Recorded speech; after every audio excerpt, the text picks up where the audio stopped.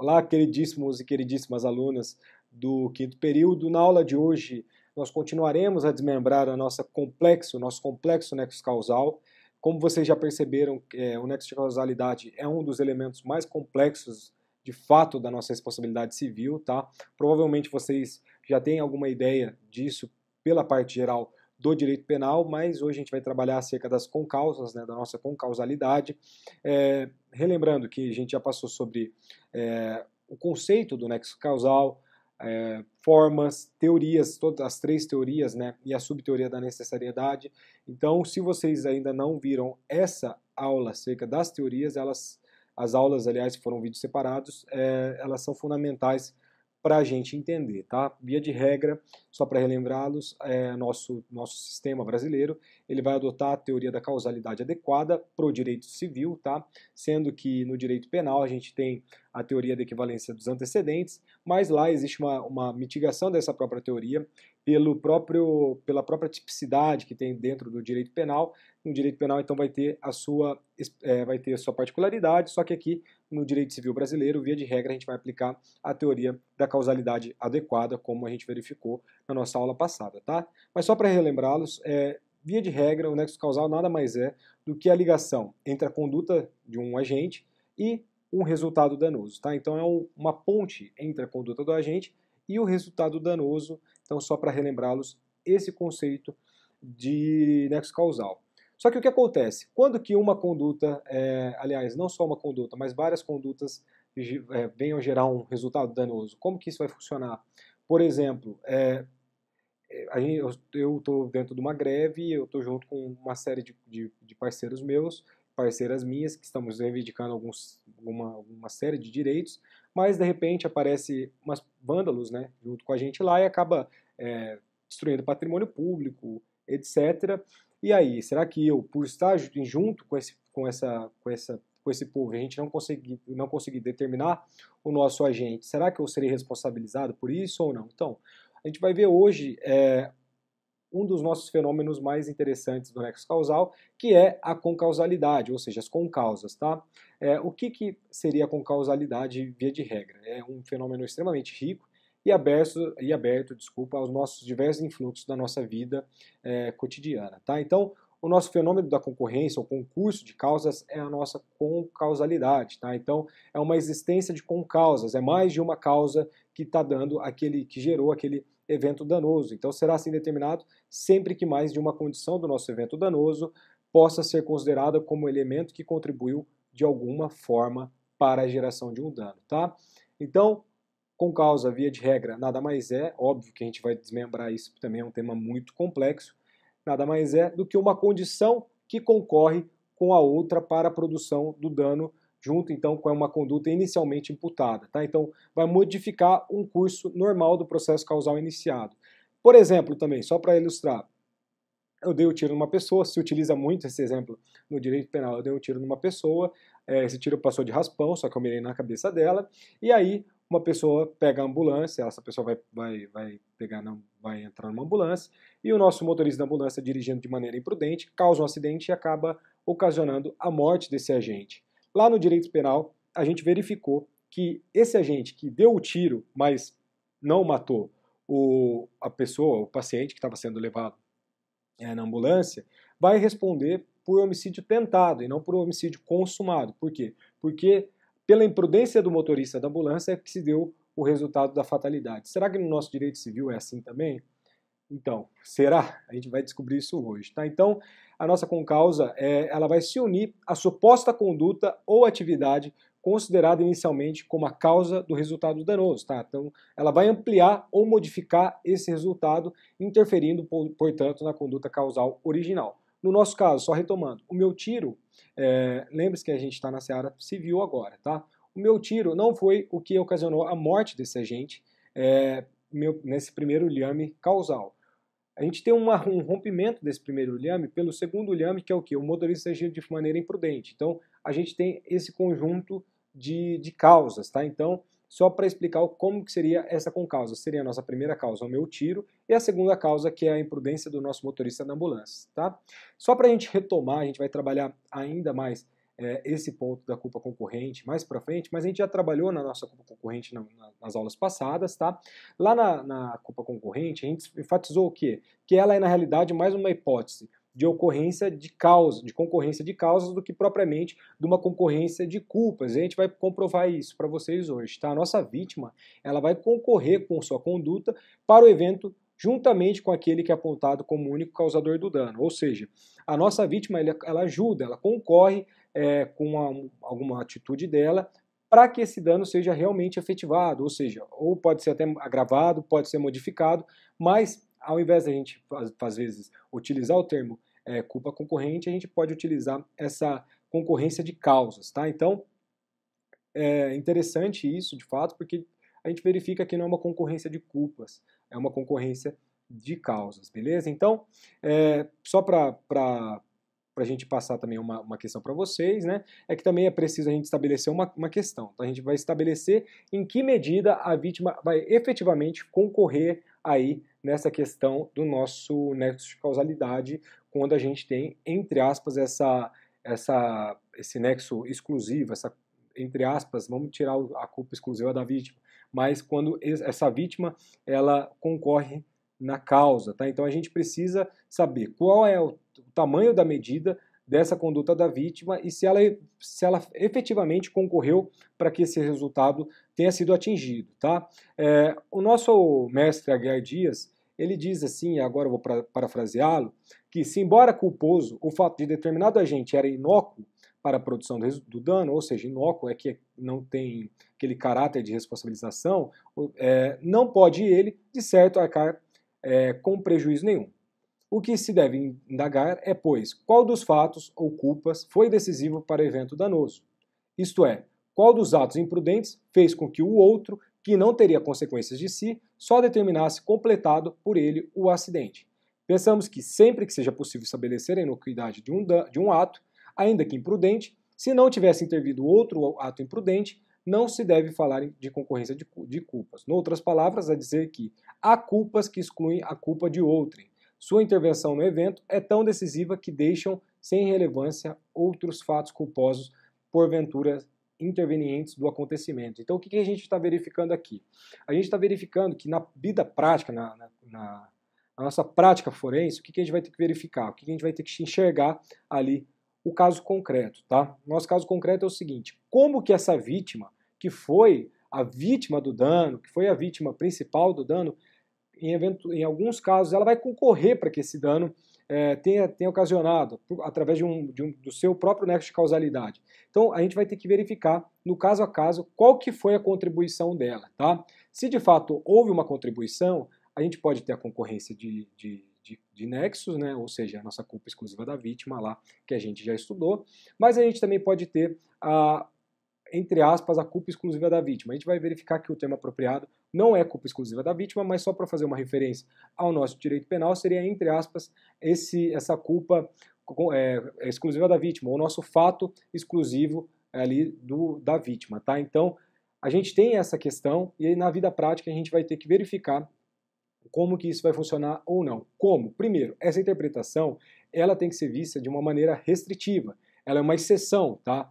Por quê? Porque, via de regra, quem causou o dano é o agente, o principal agente, aquele que teve uma atitude imprudente, negligente ou de imperícia, no nosso caso da responsabilidade subjetiva, tá? Além do dolo, claro, nossa culpa lato sensu, e na nossa responsabilidade objetiva, via de regra, a gente tem uma exceção só para aplicação do nexo causal, ali a questão do próprio nexo e do próprio dano. Então, essa ligação, ela é um pouco mais tranquila. Só que, excepcionalmente, a gente vai ter que verificar se a vítima de eventual dano, ela concorreu ou ela foi o fator determinante, a causa dela foi o fator determinante para determinado evento, tá? Vamos exemplificar isso de uma maneira mais tranquila e mais direta para os doutores e para as doutoras, tá? Imaginemos um caso, esse caso é um caso que de fato ocorreu, esse caso foi julgado pela apelação 2440 de 91 do Rio de Janeiro, do TJ Rio de Janeiro, que foi o seguinte: tinha um réu, foi um acidente de trânsito. Esse réu, ele estava dirigindo o seu veículo à noite, com os faróis apagados, ou seja, as luzes estavam apagadas, e ele estava em excesso de velocidade. O que acontece? Esse rapaz, agindo com imprudência, de uma maneira gritante, ele acaba batendo uma traseira de uma moto e, infelizmente, com esse aborramento aí, acabou tendo uma fatalidade, sendo que uma jovem de 17 anos que estava na garupa da moto acabou vindo a falecer. Tá? Num primeiro momento, foi um voto vencedor, julgando pela culpa concorrente, né, pela concorrência do nosso nexo causal, e aqui eu vou falar um pouco do que o do nosso julgador, o nosso julgador ele se utilizou dos ensinamentos do professor Caio Mário, nesse recurso aqui do TJRJ, para falar que é o seguinte, tá? Ele disse lá no voto dele, havia culpa concorrente porque a vítima, no caso, a menina que estava na garupa, que tinha 17 anos, ela estava sem capacete. Então a gente tinha uma menina de 17 anos, uma garupa da moto sem capacete, mas do outro lado a gente tinha um rapaz dirigindo de uma maneira imprudente um carro à noite com as luzes apagadas. Tá? Então você verifica dois elementos, tá?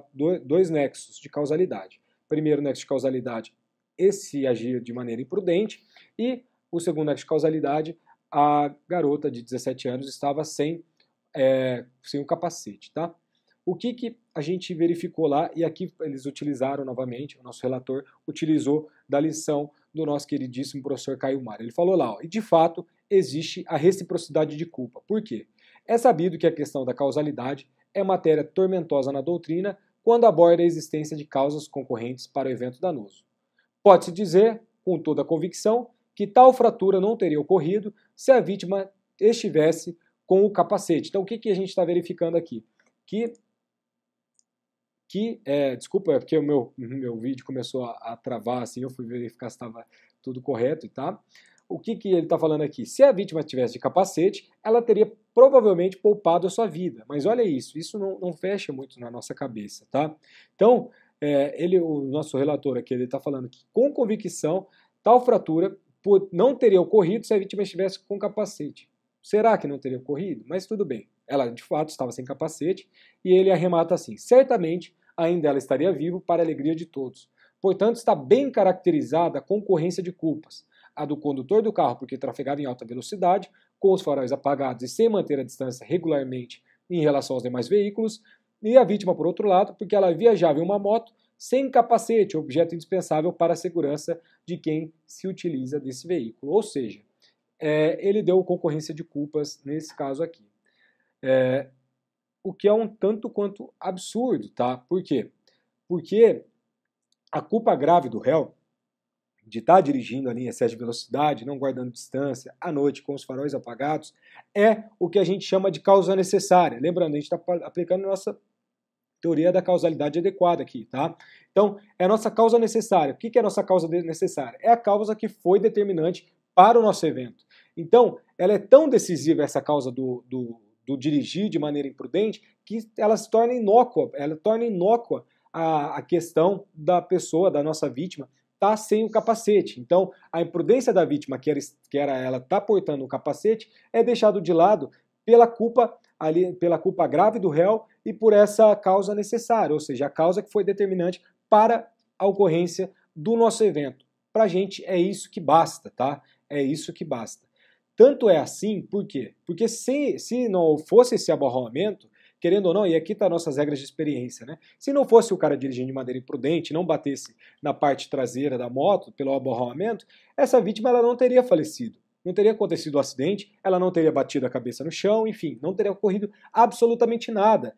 Então, o que aconteceu? Essa apelação lá que confirmou a sentença de primeiro grau foi objeto de embargos infringentes, lembrando que o embargos infringentes hoje ele não é mais previsto no nosso CPC, só que embargos infringentes é quando tinha uma maioria de votos, tinha votos vencidos, e aí a parte poderia embargar para que fosse julgado por um maior número de desembargadores. E nos embargos infringentes, eles afastaram a culpa concorrente.